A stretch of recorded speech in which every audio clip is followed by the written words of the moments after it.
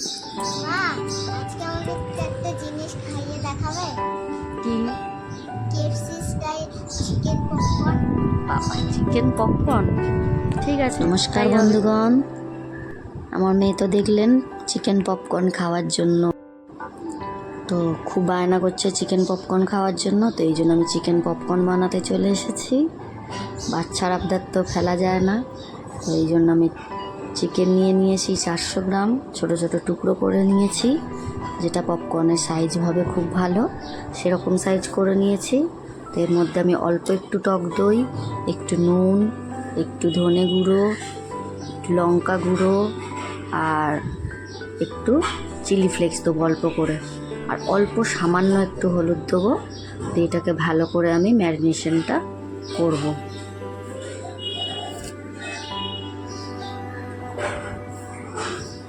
দেখুন চিকেনের সাইজগুলো কিন্তু আমি খুব বড় নিইনি। তো এরপরে আমি 1 চামচ আদা রসুন বাটা দিয়েছি। এটাকে দিয়ে আমি ভালো করে ম্যারিনেশন করে ঢাকা দিয়ে রেখে দেবো 15 মিনিটের জন্য। তারপরে আমরা পরবর্তী স্টেপে যাব। তো এটা আমার 15 মিনিট হয়ে গিয়েছে। আমি একটা প্লেটের মধ্যে দেখুন ময়দা নিয়েছি 1 বাটি।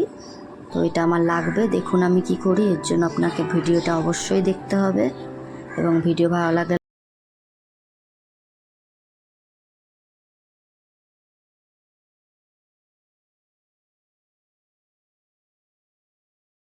ঠান্ডা জল ঢেলে নিয়েছি বাটির মধ্যে। নিয়ে আমি চিকেনটাকে দেখুন কিভাবে দিচ্ছি, এভাবে একবার ময়দায় কোটিং করে নিচ্ছি। এরকমভাবে ময়দায় কোটিং করে নিতে হবে। নিয়ে আমি এরকম একটা ছোট ঝুড়ি, বা আপনাদের কাছে যদি জাল থাকে এরকম একটু ঝেড়ে ফেলে দেবেন এক্সট্রা ময়দাগুলো। দিয়ে তারপরে আবার ঠান্ডা জলে দিয়ে আবারও আমি ওই ময়দার কোটিংয়ে দেবো। দিয়ে এরকম আমি ময়দাটাকে লাগাবো ভালো করে ওর মধ্যে, চিকেনের মধ্যে।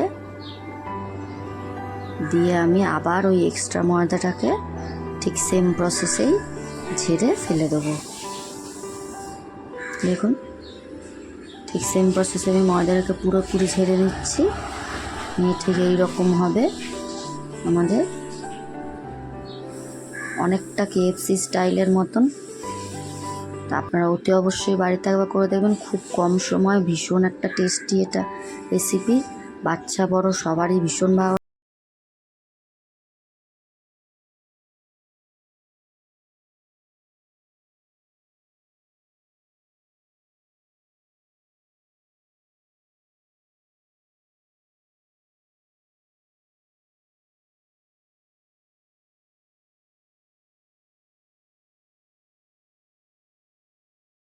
ভালো করে ভাজা হয়ে গেছে, এরকম ঠিক লাল লাল হবে। একটু টাইম দিয়ে ভাজবেন লো ফ্লেমে, তাহলে দেখবেন ভিতরেও সেদ্ধ হবে এবং খুব সুন্দর হবে কালারটা।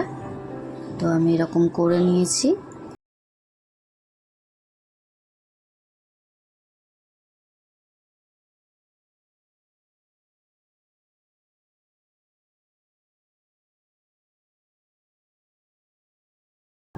দেখুন আমার কিন্তু সবগুলো পপকর্ন ভাজা হয়ে গিয়েছে, আমি সার্ভ করে নিয়েছি।